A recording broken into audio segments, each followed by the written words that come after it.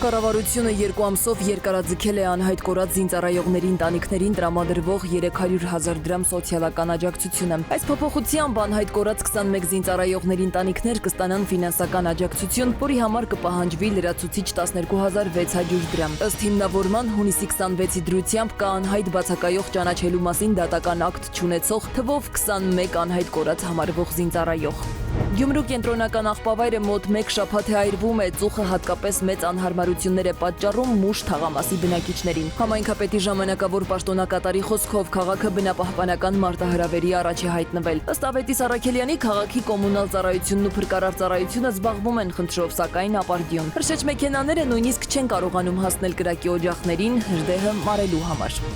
Հայաստանը Միացյալ Նահանգներից որպես նվիրատվություն կստանա 2025 թվականի արտադրության Toyota Maknishi 10 ավտոմեքենա։ Դրանք Toyota Fortuner, Toyota Prado, Toyota Hiace Maknishi ավտոմեքենաներն են, որոնց ընդհանուր արժեքը գերազանցում է $500,000։ Ի դեպ, այս մեքենաները կցվելու են ազգային անվտանգության ծառայությանը եւ օգտագործվելու են ազգային անվտանգության ծառայության սահմանապահ զորքերի կողմից։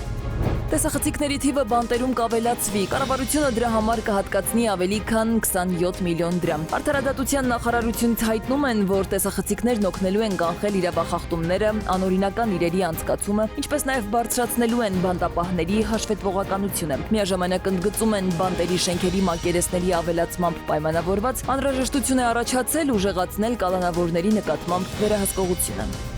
Հայաստանում ձմեռային զորակոչը կկազմակերպվի 2026 թվականի հունվարի 7-ից 31-ը, իսկ պարտադիր զինվորական ծառայություն անցած զինծառայողների զորացումը կիրականացվի հունվարի 8-ից մինչև հունվարի 31-ը ներառյալ։ Միևնույն ժամանակ կիրականացվի նաև այլընտրանքային ծառայության զորակոչը եւ պահեստ արձակումը։ Որոշմամբ կարգավորվում է նաև կամավոր հիմունքներով շարքային կազմի պարտադիր զինվորական ծառայություն անցնելու ցանկություն հայտնած իգական եւ արական սեռի քաղաքացիների զորակոչը։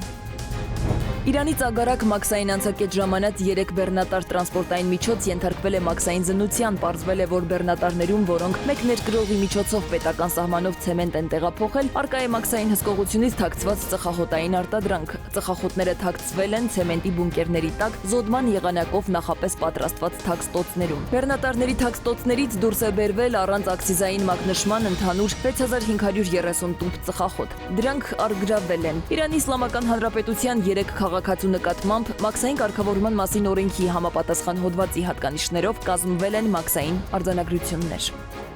Սվետլանա Ավդիշյան, ժամը լրատվական։